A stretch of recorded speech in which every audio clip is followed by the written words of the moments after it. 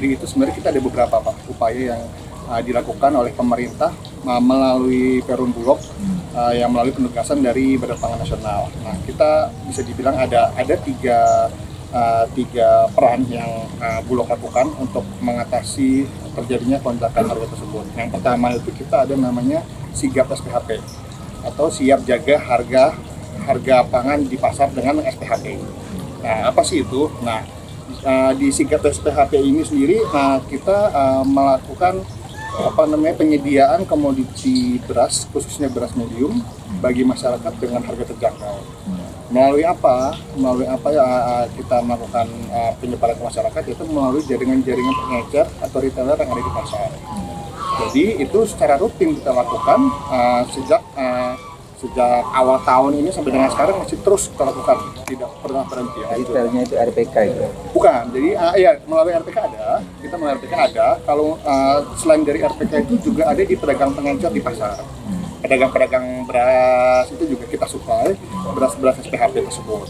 Yang mereka menjual beras tersebut harus mengikuti ketentuan HET maksimal yang ditentukan oleh pemerintah. Nah, itu salah satu yang pertama. Yang kedua, Perum Bulog sendiri bekerja sama dengan dinas terkait untuk melaksanakan operasi pasar atau gerakan pangan murah. Ya mungkin yang seperti kita tahu beberapa waktu ini kita juga mengadakan acara GPM atau gerakan pangan murah bekerja sama dengan dinas terkait di Lamongan kemarin, itu menyediakan harga beras medium dengan harga terjangkau. Dengan dinas apa saja? Dengan DKPP, kita kerjasama dengan Ketahanan Pangan, pertanian kita kerjasama kemarin di Lamongan, Pak ya. Di alun-alun. Iya, di alun kemarin. Termasuk di seperti Dapok. Jadi kita kerjasama dengan seluruh dinas yang stakeholder terkait, Pak. Jadi kita kerjasama dengan Pemda. Itu kita kemarin itu kita mengadakan di Lamongan, kita menyediakan komoditi beras medium. Nah, untuk khusus untuk kemarin kita itu bawa kurang lebih ada sekitar 6 ton satu hari. Itu kita sediakan bagi masyarakat. Masyarakat bisa membeli beras medium dengan harga yang bisa dibilang relatif terjangkau dengan kualitas yang baik. Kalau yang diterima masyarakat di setiap kelurahan itu katanya dari Bulog juga. Nah, itu beda lagi, Pak. Nah, itu adalah di program ketiga. Kemudian yang ketiga ini ada namanya program bantuan pangan. Nah, program bantuan pangan ini yang sudah kita lakukan sebenarnya ini sudah masuk ke tahap kedua. Tahap kedua yang dijalankan oleh pemerintah, ditugaskan melalui Badan Pangan Nasional, yang ditunjuk adalah Perum Bulog sebagai penyedianya. Nah, di sini pemberian bantuan pangan ini diberikan sebanyak 10 kg kepada satu KPM per KPM. Nah, khusus untuk Bojonegoro, Lamongan, Tuban, nah ini kita sudah kita total kurang lebih per bulan alokasi itu kita kurang lebih ada di angka 3.000 ton per bulan alokasinya. Iya. Nah, khusus untuk di Lamongan sendiri, total KPM itu, mohon maaf koreksi Pak kalau ada yang kurang pas, kita ada 96.199 KPM warga penerima manfaat yang masing-masing dari KPM tersebut mendapatkan bantuan pangan berupa beras medium sebanyak 10 kilo per bulan selama 3 bulan. Nah, ini sudah masuk ke tahap kedua. Nah, tahap keduanya itu masuk di bulan Oktober, November, Desember. Memang pembagiannya agak maju di September, tapi itu cuma alokasi untuk Oktober, November, dan Desember. Yang sebelumnya, alokasi tahap pertama itu di bulan Mei, Juni, Juli. Sama, itu totalnya per KPM mendapatkan kurang lebih sekitar 10 kg beras medium per KPM. Nah, itu mekanismenya adalah Perum Bulog sebagai penyedia barang, itu kita kerjasama dengan dinas-dinas terkait, kita koordinasi terkait dengan datanya maupun dengan teknis pelaksanaannya. Itu kita serahkan ke masyarakat di setiap titik distribusi yang ada di desa. Ya, jadi setiap masyarakat bisa mendapatkan beras medium gratis dari pemerintah. Nah, itu datanya itu sendiri kami dapat dari Kementerian Sosial. Nah, jadi untuk Bojonegoro, Lamongan, Tuban, total KPM kita itu ada 309.884 KPM per bulan. Ya, nah itu dia masing-masing mendapatkan 10 kg selama 3 bulan. Nah, terkait dengan pasokan stok, untuk saat ini stok kami bisa dibilang cukup. bisa dibilang cukup untuk melakukan penyaluran bantuan pangan tersebut selama 3 bulan. Lalu apa yang Bulog lakukan apabila tidak cukup? Nah, kalau untuk hal tersebut itu cukupnya itu dari mana? Kalau untuk stok sendiri per hari ini stok di Bojonegoro itu sekarang total kurang lebih kita ada di angka 6.500 ton. 6.500 ton untuk stok kantor cabang Bojonegoro. Nah, selain dari 6.500 ton tersebut, yang akan digunakan tentunya untuk penyaluran bantuan pangan tersebut ya. Bantuan pangan ini kita juga ada stok tambahan dari beras impor. Jadi yang sejauh ini memang kami masih menggunakan beras hasil pengadaan dalam negeri yang sebanyak 6.500 ton tersebut. Kemudian apabila kurang, kami bisa mengajukan penambahan lagi untuk penambahan kuota beras impor ke kami. Nah, itu kami sudah mengajukan ke kantor wilayah kami yang ada di Surabaya. Itu alhamdulillah sudah mendapatkan persetujuan, kami mendapatkan tambahan kurang lebih sekitar di angka 3.000 ton. 3.000 ton. Sebenarnya 4.000 ton, tapi 1.000 ton sudah masuk, jadi kurang lebih ada tambahan lagi akan masuk itu 3.000 ton. Itu yang akan dipergunakan untuk memperkuat cadangan stok Bulog dalam rangka pelaksanaan bantuan pangan dan juga giat SPHP. 6.000 itu sudah terhitung gudang-gudang di Babar, Lamongan ya, total. Jadi itu 6.500 itu secara total keseluruhan untuk wilayah Bojonegoro, Lamongan, dan Tuban. Yang itu akan ditambahkan lagi sekitar kurang lebih 3.000 ton lagi untuk penambahan stok. Kemarin kita jalan ke gudang Lamongan, itu kok kosong melompong, nggak ada orang, sepi, terus hidang juga nggak terawat, itu bagaimana? Nah, khusus untuk yang di Lamongan berarti gudang Sukorejo maksudnya Pak ya. Nah, di gudang Sukorejo ini memang ada case khusus. Nah, kita di Bulog Bojonegoro kita sendiri mempunyai 4 gudang dan 1 pabrik. Nah, jadi 4 gudang. Nah, yang 1 gudang ini yaitu di Sukorejo dan Lamongan ini memang itu sementara ini tidak dilakukan pengisian. Kenapa? Karena itu sedang pengajuan untuk perbaikan secara menyeluruh, Pak. Jadi mulai gudang 1 sampai gudang 4. Iya, memang sedang diajukan untuk perbaikan secara penyeluruh. Itu pengajuan perbaikan sudah kami ajukan. Insya Allah mungkin apabila disetujui akan segera dilakukan perbaikan. Yang nilainya 12 miliaran itu. Nilainya enggak, saya kurang hafal ya. Mungkin nilainya cukup besar lah misalnya. Jadi memang tujuan kita perbaikan itu supaya kita nanti bisa lebih maksimal lagi dalam melakukan penyerapan gabah beras di wilayah Lamongan dan sekitarnya. Nah, bagaimana untuk yang kebutuhan di Lamongan ini dipasok dari mana?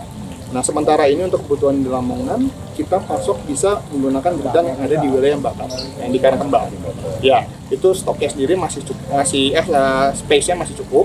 Mau buat pengadaan, mau buat penyimpanan stok masih cukup.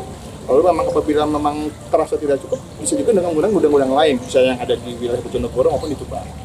Mohon maaf, apakah kondisi gudang Lamongan itu berkaitan dengan kemarin kasus hilangnya kalau yang terkait dengan perbaikan sebenarnya itu tidak terkait dengan hal-hal di luar itu ya. Memang kondisinya memang sekarang kalau mungkin bapaknya sudah melihat ke lapangan ya, memang kondisinya memang membutuhkan perbaikan yang secara menyeluruh, Pak.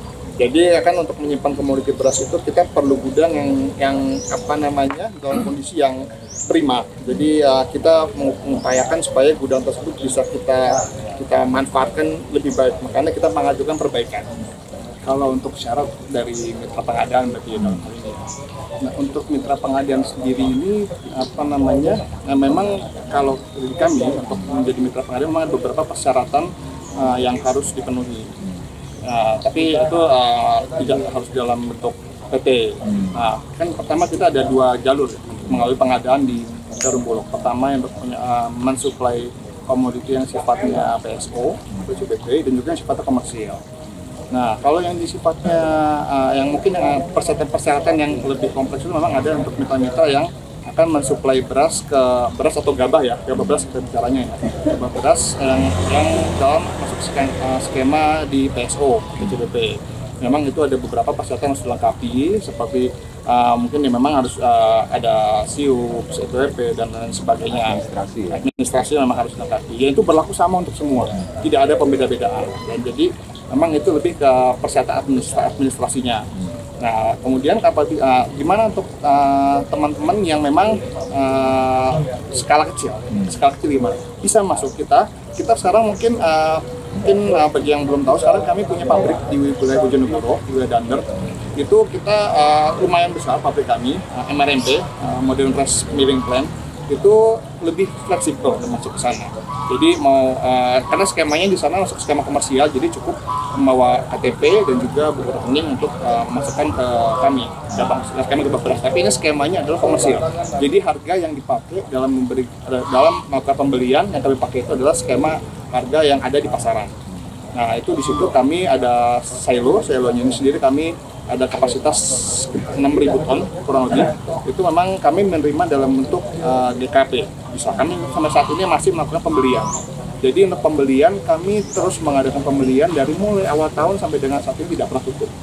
Jadi mungkin bagi masyarakat yang berpikir bahwa Bulog menutup pembelian, tidak. Kami terus membuka selebar-lebarnya bagi mitra yang mau memasuk gabah beras ke Bulog. Kami sangat terbuka lebar. Nanti lewat perusahaan yang di Dander itu ya? Itu masuk ke skema komersial untuk saat ini. Iya, skema komersial di wilayah di Dander. Terus bagaimana yang menanggapi yang merasa tergusur ini? Bergeser oleh PT-PT? Kami sih tidak pernah melakukan hal tersebut ya. Kami tidak pernah melakukan pembedaan, diskriminasi atau hal apapun yang bisa menyebabkan salah satu pihak yang merasa terdiskriminasi. Tidak. Kami semua memperlakukan sama kepada seluruh mitra kami, tidak ada perbedaan. Semua memang ada persyaratan teknis maupun administratif yang harus dilengkapi. Itu tujuannya lebih kepada tertib administrasi lagi. Jadi nggak bisa melakukan kebijakan di sistem lokalnya bagaimana gitu, misalnya Bulog. Kalau kami semua tetap memang untuk mitra-mitra harus memenuhi persyaratan yang harus dipenuhi, dan itu kan approval-nya juga approval ya. Jadi memang tidak ada diskriminasi. Misalnya kita ada mitra yang memang punya kedekatan dengan kami beri kemudahan, tidak, semua sama, kami buka kesempatan ke lebar kepada seluruh masyarakat yang mau memasok gabah beras ke Bulog, silakan. Selama pertama dia memenuhi persyaratan administratif, memenuhi persyaratan teknis, kedua gabah beras tersebut memenuhi spek yang ada di ketentuan kami dalam hal PSO. Apabila komersil, ya memang kita menganut sistem mekanisme pasar. Jadi kita mengikuti harga yang ada di pasar, seperti itu. Untuk 3 program tadi sebelum pertama awal tadi ya, itu kita rutin lakukan monitoring dan evaluasi. Lagi-lagi kami sini bermitra dengan dinas terkait seperti halnya di KPP. Kami juga melakukan monitoring, Pak. Iya, kita monitoring dan evaluasi setiap program tersebut. Ada tim resmi ya? Ya, jadi kami setiap ini ada beberapa waktunya kita adakan jadwal ya Pak ya. Yes. Jadwal monitoring evaluasi, misalnya katakanlah kita ada program bantuan pangan, kita adakan kunjungan ke lokasi pembagian di titik distribusi. Bersama-sama kami dengan DKPP, kami awasi proses pembagiannya supaya lancar dan tidak ada masalah. Begitu juga halnya dengan penyaluran SPHP di gate SPHP maupun di operasi pasar sama. Jadi di gate SPHP juga kami juga bersama dengan tim dari DKPP kerjasama kolaborasi. Kami bersama-sama ke pasar-pasar yang memang sudah kami dropping beras SPHP tersebut. Kami awasi dari mulai harga jual.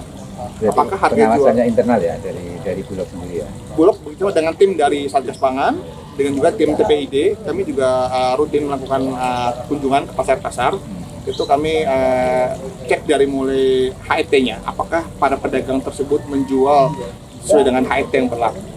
Lalu apabila misalnya ditemukan ada mitra atau pedagang yang menjual beras SPHP di atas HET, katakanlah HET itu kan sekarang beras medium di angka 10.900. Misalnya ada yang menjual di angka 11.000, itu akan kami kenakan sanksi administratif dari pihak kami. Misalnya, tidak akan kami dropping lagi ke depannya untuk beras SPHP di toko tersebut yang telah menjual beras SPHP di atas. Itu salah satu bentuk controlling kami agar masyarakat bisa mendapatkan beras sesuai dengan yang telah ditentukan pemerintah. Dengan HET yang sudah ditentukan yaitu di angka 10.900 untuk beras medium.